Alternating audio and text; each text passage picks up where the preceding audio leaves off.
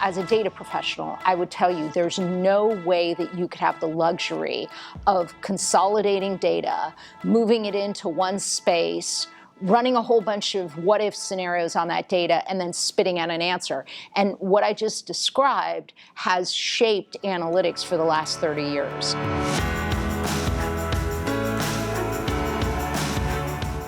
What everybody has said is, oh, the data's the problem, let's move it all together, let's put it in, let's house it in these really big server farms, and then we're going to go ahead and we're going to run a whole bunch of mathematical calculations that are too costly to be carried out by hand.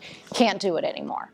Now what you have to do is you have to assume that everything's in flux, that we're in the middle of entropy.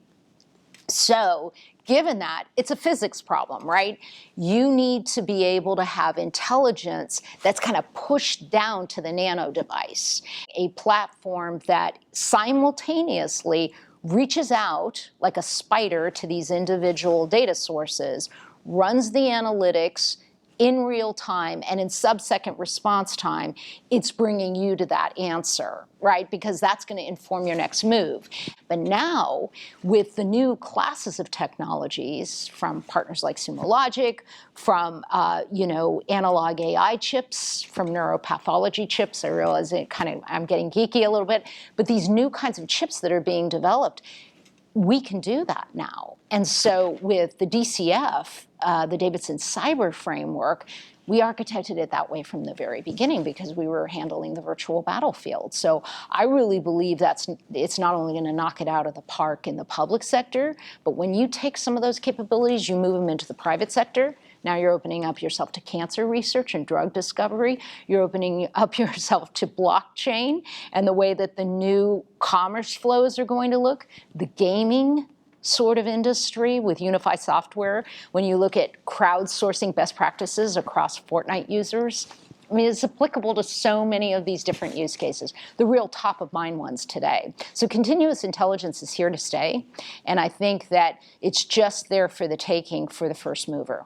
I think that Davidson could sit at the center of two sides of an emerging value chain. And so on the one hand, we have a lot of heritage in professional services where we're going to have partners that are going to bolster just our know-how and our expertise. That's a given, right? And those partnerships are going to be small and large players that are here today because just about everybody's moving into this space of modeling and simulation and testing and evaluation.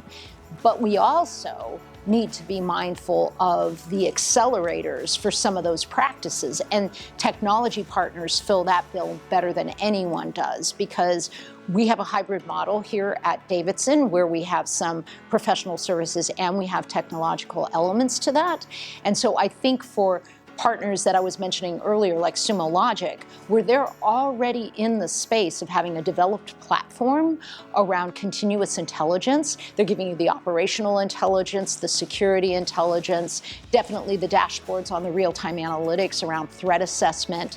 I think we need to take full advantage of those capabilities, and I think we need to tailor them to the individual needs of some of our most strategic clients. So I see that actually making a market really for Davidson as we build out this ecosystem.